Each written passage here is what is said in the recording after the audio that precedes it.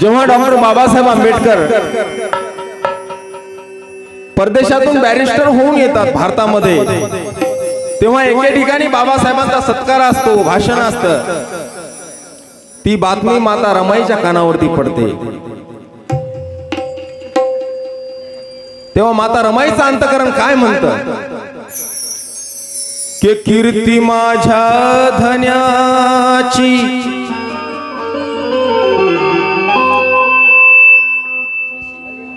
कीर्ती माझ्या धन्याची,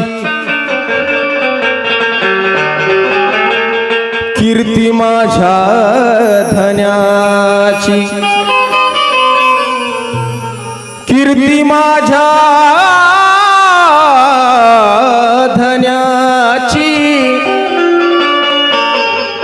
माता रमाई म्हणतात कीर्ती माझ्या धन्याची चौमुलखी गाजे, आणि भाषण साहेबांचे पाहण्या आतुरले नयन